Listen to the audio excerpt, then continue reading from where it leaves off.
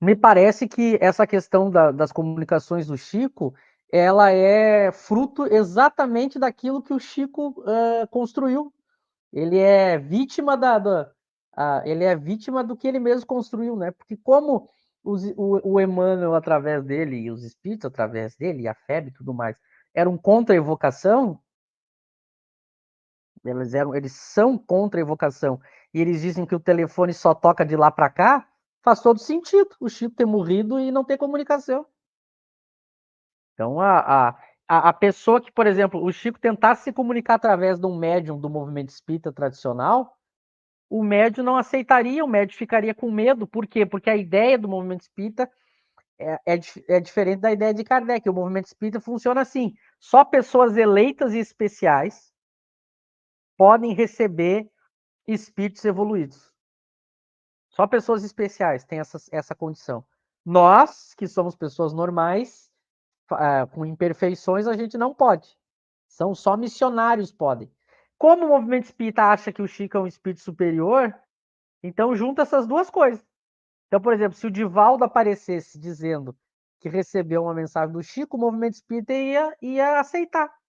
Agora, se o Michel aparece dizendo que recebeu uma mensagem do Chico, o movimento espírita não ia aceitar.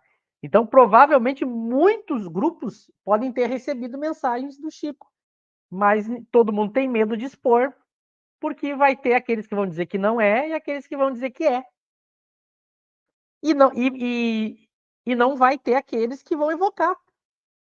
Não vão evocar, porque eles são da linha que o próprio Chico ajudou a criar, de que não se pode evocar. Então, essa é uma das consequências, né? Agora, a gente que é da linha das obras de Kardec, a gente sabe que alguns grupos evocaram o Chico. Só que as respostas que o Chico deu, eu tenho certeza que o movimento espírita não aceitaria. O movimento espírita não aceitaria e nem as pessoas de fora do movimento espírita aceitariam as respostas que foram obtidas. Porque ele vai dizer coisas que o movimento espírita não aceitaria. Um Chico arrependido de não ter seguido Kardec, de ter dado espaço para Emmanuel. Então, essa pode ser as razões, né, que não ele não se comunica, né? A questão da Ana Cristina, né, que eu estava vendo, bom, tem dois casos, né? Um dos casos é bem como o Eric colocou. O que um espírito mais evoluído vai reencarnar num povo selvagem? O que ele vai fazer lá? O que ele vai aprender? Então, é uma coisa meio. É simples e lógico, né? Não, é a mesma coisa de perguntar assim: que vocês acham de nós frequentar o jardim de infância ué, e parar de estudar Kardec? Parar de estudar o que cada um aí estuda? O que nós vamos aprender no jardim de infância? E a 273 mostra um outro caso. Há espíritos que podem reencarnar em mundos inferiores ou em povos inferiores como expiação, né? Porque daí lá eles ajudam a desenvolver aquele lugar. Eles têm uma missão, mas pode ser uma missão tanto de um espírito missionário superior ou um espírito em expiação. Ele ganha como expiação a tarefa de ir para um povo inferior ajudar a levar o progresso lá, né? Então, é por isso que os espíritos colocam essas diferenças, né?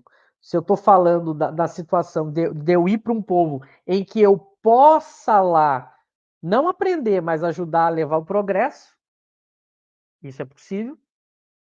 Mas há a situação que a 271 trata, situações em que não tem o que eu fazer em determinado contexto. Então não tem por que eu voltar a reencarnar lá, né?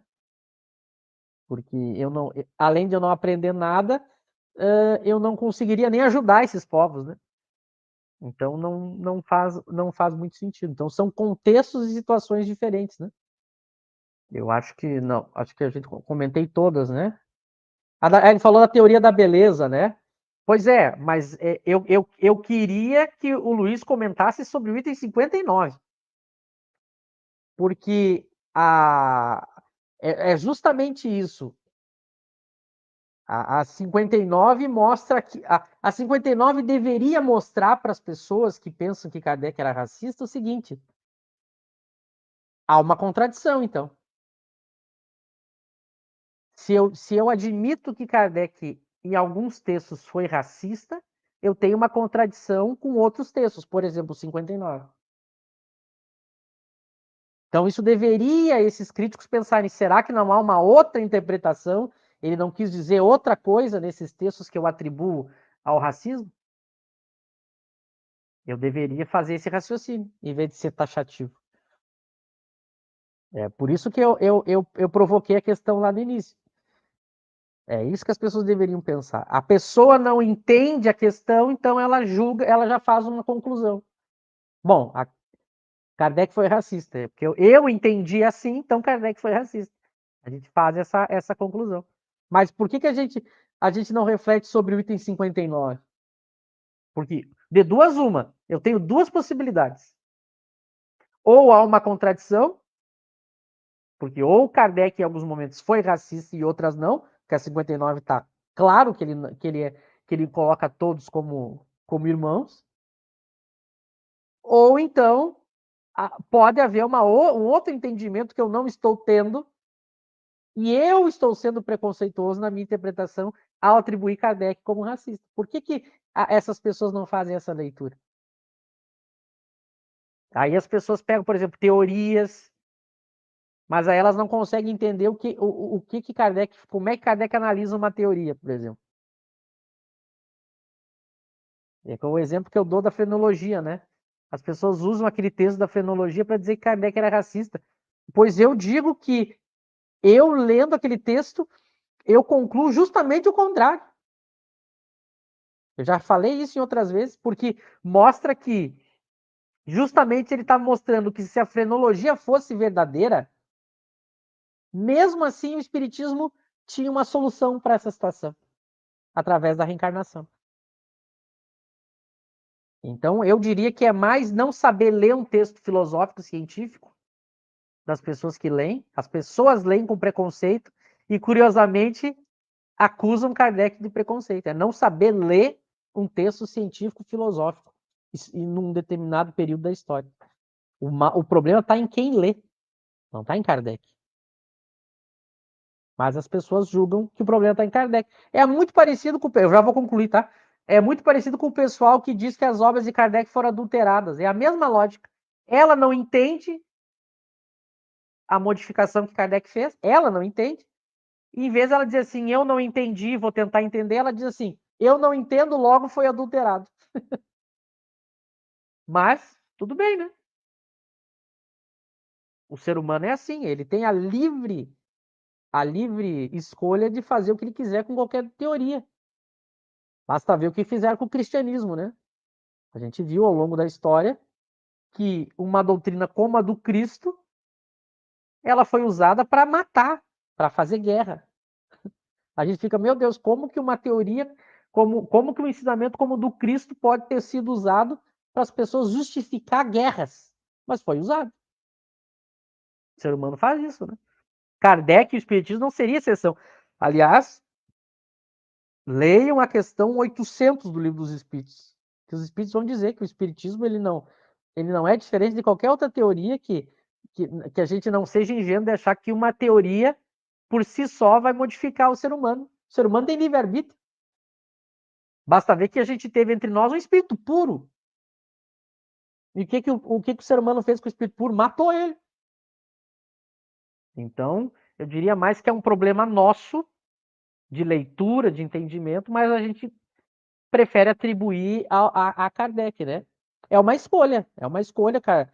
É mais uma dos ataques que Kardec sofre, e ele sofria já na época dele, e que o tempo vai passando, as pessoas vão estudando e vão vendo.